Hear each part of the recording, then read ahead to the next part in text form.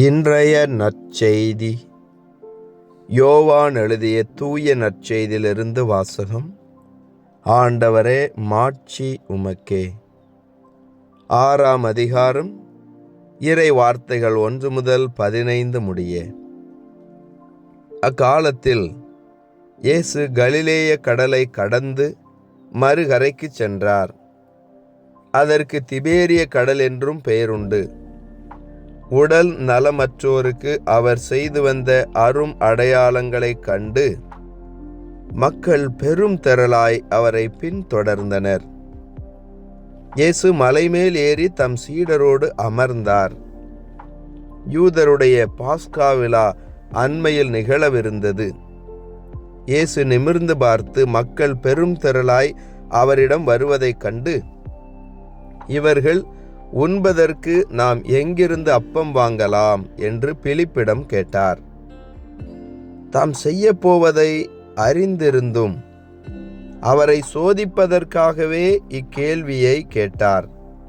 பிலிப்பு மறுமொழியாக, 200 தெனாரியத்திற்கு அப்பம் வாங்கினாலும் ஆளுக்கு ஒரு சிறு துண்டும் கிடைக்காதே என்றார். அவருடைய சீடருள் ஒருவரும் சீமோன் பேதுருவின் சகோதரருமான அந்திரேயா, இங்கே சிறுவன் ஒருவன் இருக்கிறான். அவனிடம் 5 வாற்கோதுமை அப்பங்களும் 2 மீன்களும் உள்ளன. ஆனால் இத்தனை பேருக்கு இவை எப்படி போதும் என்றார்.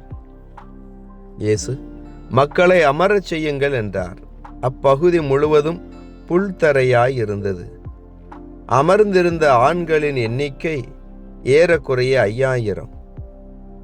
இயேசு அப்பங்களை எடுத்து கடவுளுக்கு நன்றி செலுத்தி அமர்ந்திருந்தோருக்கு கொடுத்தார். அவ்வாறே மீன்களையும் பகிர்ந்தளித்தார். அவர்களுக்கு வேண்டிய மட்டும் கிடைத்தது. அவர்கள் வயிறார உண்டபின் ஒன்றும் வீணாகாதபடி எஞ்சிய துண்டுகளை சேர்த்து வையுங்கள் என்று தம் சீடரிடம் கூறினார். மக்கள் உண்டபின் 5 வாற்கோதுமை அப்பங்களிலிருந்து எஞ்சிய துண்டுகளை சேர்த்து சீடர்கள் 12 கூடைகளில் நிரப்பினார்கள். இயேசு செய்த இந்த அருமடையாளத்தை கண்ட மக்கள், உலகிற்கு வரவிருந்த இறைவாக்கினர் உண்மையில் இவரே என்றார்கள். அவர்கள் வந்து தம்மை பிடித்து கொண்டு போய் அரசராக்கப் போகிறார்கள் என்பதை உணர்ந்து இயேசு மீண்டும் தனியாய் மலைக்கு சென்றார். ஆண்டவரின் அருள்வாக்கு. கிறிஸ்துவே, உமக்கு புகழ். ஆண்டவர் இயேசுவில் அன்பார்ந்த இறைமகன் கேத்தலிக் டிவி நேயர்களே, உங்கள் அனைவரையும் உயிர்த்த நம் ஆண்டவர் இயேசுவின் பெயரில் அன்போடு வாழ்த்துகிறேன். உங்கள் அனைவருக்காகவும் நான் திருப்பலி ஒப்பு கொடுத்து சிறப்பாக ஜெபம் செய்கிறேன். இந்த நற்செய்தி வாசகத்திலே பார்க்கிறோம், நம் ஆண்டவர் இயேசு கிறிஸ்து 5 அப்பங்களையும் 2 மீன்களையும் மட்டுமே கொண்டு ஏறக்குறைய ஆண்கள் மட்டும் 5000 பேர் கூடியிருந்த அந்த நிலையிலே இன்னும் பெண்களும் குழந்தைகளும் இருந்திருப்பார்கள். அத்துணை பேருக்கும் அதை கொண்டு பகிர்ந்து கொடுக்கிறார். இது ஒரு மாபெரும் புதுமை. பசியோடு இருந்த எல்லோரும் வயிறார உணவு உண்ணும்படியாய் ஆண்டவர் இயேசு ஒரு அற்புதத்தை, ஒரு அதிசயத்தை செய்கிறார். உணவு உண்ட மக்களெல்லாம் எப்படியாவது இந்த இயேசுவை அரசராக்கிவிட்டால் ஒவ்வொரு நாளும் நமக்கு தேவையான உணவு கிடைக்கும் என்று பேராசைப்படுகிறார்கள். அவரை அரசராக்க நினைக்கிறார்கள். பழைய ஏற்பாட்டிலே பார்க்கிறோம், 40 ஆண்டுகள் அந்த விடுதலை பயணத்திலே எகிப்தின் அடிமைத்தனத்திலிருந்து கானான் தேசத்தை நோக்கி 40 ஆண்டுகள் பயணித்த நிலையிலே ஆண்டவர் அவர்களுக்கு உணவு பொழிந்தார். வானத்திலிருந்து ஒவ்வொரு நாளும் அவர்களுக்கு தேவையான மன்னாவும் காடையும் பொழியப்பட்டது. அவர்கள் வயிறார உண்டார்கள். அதே போல இறைவன் இதோ இன்று உணவு கொடுத்து விட்டார், இதே போல தினமும் உணவு கொடுப்பார், இவரை அரசராக்கி விட வேண்டும் என்று நினைக்கிறார்கள். என் அன்பு சகோதர சகோதரிகளே, பவுலடியாரின் வழியாக ஆண்டவருடைய வார்த்தை நமக்கு சொல்லப்படுகிறது, உழைக்காதவன் உண்ணலாகாது. நாம் உண்ண வேண்டும் என்று சொன்னால் உழைக்க வேண்டும். எல்லா நாளும் ஆண்டவர் இலவசமாக நமக்கு உணவை பொழிந்து கொண்டே இருப்பார் என்று இவர்கள் எதிர்பார்த்தது இயேசுவுக்கு பிடிக்கவில்லை. தன்னை அரசராக பார்க்கிறார்கள் என்பதை தெரிந்தவுடன் அங்கிருந்து தனியாக மலையை நோக்கி செல்லுகிறார். என் அன்பு சகோதர சகோதரிகளே, உழைக்காமல் நீங்கள் உணவை பெறுகிறீர்கள் என்று சொன்னால் மிக எளிதாக நோய் தொற்றிக்கொள்ளும். நம்முடைய உடலுக்கு உழைப்பு தேவை, வியர்வை வெளியே வர வேண்டும், நாம் உழைக்க வேண்டும். இன்று அதிகமாக நோய்கள் உழைப்பவர்களுக்கே வந்து விடுகிறது என்று சொன்னால், உழைக்காமல் உண்ணக்கூடியவர்களுக்கு எவ்வளவு நோய்கள் வரும்? நன்றாக உழைக்கக்கூடிய ஒரு விவசாயி வயலிலே விவசாயம் செய்ய கடுமையாக உழைக்கிறார். இன்று அவருக்கும் நோய், அது நீரிழிவு நோயாக இருக்கலாம், இதய நோய்களாக இருக்கலாம். அப்படி உழைக்கக்கூடியவர்களுக்கே நோய் வருகிறது என்று சொன்னால், உழைக்காமல் உண்பவர்களுக்கு நோய் வருவது சாதாரண காரியம்.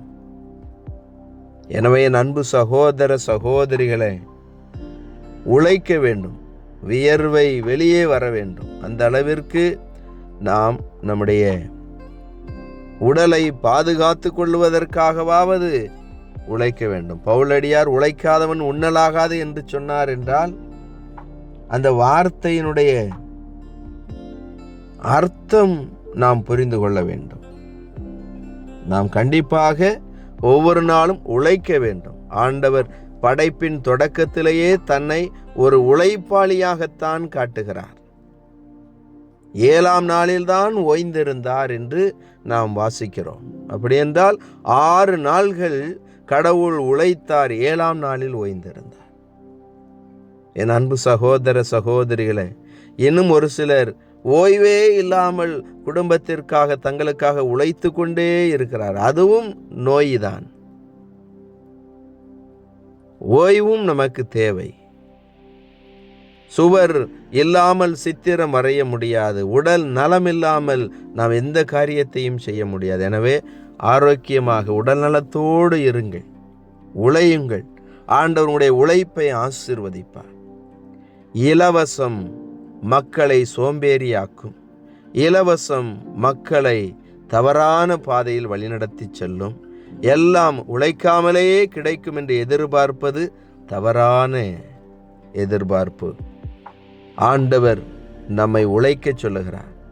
பசியோடு இருந்தவர்களுக்கு அன்று தேவைப்பட்டது, அங்கே உணவு வாங்குவதற்கு இடமும் இல்லை, ஆண்டவர் உணவு கொடுத்தார். அடுத்த நாள் நாம் உழைத்துதான் உணவை பெற வேண்டும். எனவே என் அன்பு சகோதர சகோதரிகளே, இலவசங்களை தேடி அலையாதீர்கள். அதன் பின்னால் நிச்சயமாக பெரிய சிக்கல் இருக்கும், பெரிய பிரச்சனை இருக்கும். உண்மையாக நேர்மையாக உழைத்து உண்ணுங்கள். ஆண்டவர் உங்களை ஆசீர்வதிப்பார். இயேசுவுக்கே புகழ், மரியே வாழ்க.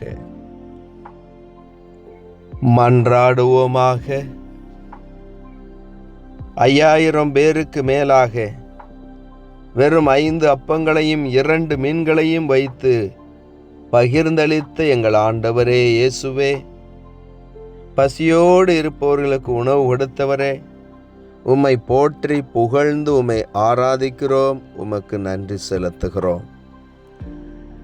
இந்த புதிய நாளை தந்ததற்காக இயேசுவே உமக்கு நன்றி. இன்றும் நீரே எங்களுக்கு உதவி செய்ய விரைந்து வாரும். எங்களோடு தங்கும் ஆண்டவரே, எங்களை ஆசீர்வதியும். எங்கள் குடும்பத்தில் உள்ள ஒவ்வொருவரையும் உடைய கரத்திலே ஒப்பு கொடுக்கிறேன். ஆண்டவரே, நீர் ஆசீர்வதிப்பீராக. இன்று தங்களுடைய திருமண நாளை, பிறந்த நாளை கொண்டாடக்கூடிய பிள்ளைகள் இன்னுமா எங்களிடத்திலே ஜெப உதவி கேட்டிருப்பவர்கள் ஒவ்வொருவரையும் ஒப்புக் கொடுக்கிறேன். ஆண்டவரே, நீர் ஆசீர்வதியும். இதோ நோய்களிலிருந்து ஆண்டவரே, உம்முடைய பிள்ளைகளுக்கு நீர் விடுதலையை கொடுப்பீராக. மருத்துவமனைகளில், இல்லங்களில் சிகிச்சை பெற்று கொண்டிருக்கக்கூடிய பிள்ளைகளை ஆண்டவரே இயேசுவே நீர் தொட்டு குணப்படுத்துவீராக. இதோ ஒவ்வொரு குடும்பத்திலும் ஆண்டவரே சமாதானமாய் அவர்கள் இருக்கும்படியாய் நீர் ஆசீர்வதியும். ஒற்றுமையோடு இருக்கும்படியாய் நீர் ஆசீர்வதியும். எங்கள் உழைப்பை ஆசீர்வதித்து தாரும் இயேசுவே. ஆண்டவரே, நாங்கள் கடன் பிரச்சனைகளிலிருந்து முழுமையாய் விடுதலை வரும்படியாய் ஜெபிக்கிறோம். இதோ எத்தனையோ பிள்ளைகள் தீய பழக்க வழக்கங்களில் சிக்கிக்கொண்டு வெளியே வர முடியாமல் தவித்து கொண்டிருக்கக்கூடிய வேளையிலே ஆண்டவரே, இந்த பிள்ளைகளுக்கு நீர் விடுதலை கொடுப்பீராக. இதோ கடுமையான வெயிலின் தாக்கம், இதோ அந்த வெயிலின் தாக்கத்திலிருந்து உம்முடைய பிள்ளைகளை நீர் பாதுகாத்து தாரும் இயேசுவே. ஆண்டவரே, இன்று நாங்கள் மேற்கொள்ளக்கூடிய பயணங்களில் எங்களோடு கூட இருந்து நீரே எங்களை பாதுகாப்பீராக. நாங்கள் மனதில் நினைத்திருக்கக்கூடிய வேண்டுதல்கள் எல்லாம் நிறைவேறும்படியாய் நீர் அருள் கூர்ந்து உம்முடைய மேலான இரக்கத்தினால் ஆசீர்வதிப்பீராக. திருமணத்திற்காக, குழந்தை செல்வத்திற்காக, வேலை வாய்ப்பிற்காக ஜெபிக்கக்கூடிய ஒவ்வொருவரையும் ஒப்புக் கொடுக்கிறேன். ஆண்டவரே, ஆசீர்வதியும். இதோ வெளிநாடுகளிலே வேலை செய்து கொண்டும் படித்து கொண்டும் இருக்கக்கூடிய பிள்ளைகளை நீரே பாதுகாத்து ஆசீர்வதிப்பீராக. இதோ இந்த நாளிலும் கூட இயேசுவே ஆண்டவரே, வெளிநாடு செல்ல வீசா வேண்டி காத்திருக்கக்கூடிய பிள்ளைகளை ஒப்புக் கொடுக்கிறேன். நீரே அவர்கள் விரும்பும்படியான வீசா கிடைக்கும்படியாக ஆசீர்வதியும். வீடு கட்ட, நிலம் வாங்க முயற்சி செய்து கொண்டிருக்கக்கூடிய பிள்ளைகளுடைய முயற்சிகளை எல்லாம் நீர் ஆசீர்வதித்து தாரும் இயேசுவே. ஆண்டவரே, எங்கள் மத்தியிலே வாழ்ந்து மரித்தவர்கள் ஒருவேளை உத்தரிக்க நிலையிலே இருப்பார்கள் என்று சொன்னார். அந்த ஆன்மாவை மன்னித்து உம்முடைய விண்ணக பேரின்ப வீட்டிலே நீர் சேர்த்து கொள்ள வேண்டுமாய் எங்கள் மீட்பராகி அதை இயேசு கிறிஸ்து வழியாக தந்தையை நோக்கி நம்பிக்கையோடு ஒப்பு கொடுத்து மன்றாடுகிறோம். ஆமேன். இறைவனுடைய எல்லா புனிதர்களே எங்களுக்காக வேண்டிக் கொள்ளுங்கள். அனைத்து காவல் தூதர்களே எங்களுக்காக வேண்டிக் கொள்ளுங்கள். எல்லாம் வல்ல இறைவன், தந்தை, மகன், தூய ஆவியானவர் உங்களையும் உங்கள் குடும்பத்தில் உள்ள ஒவ்வொருவரையும் ஆசீர்வதிப்பாராக. ஆமேன்.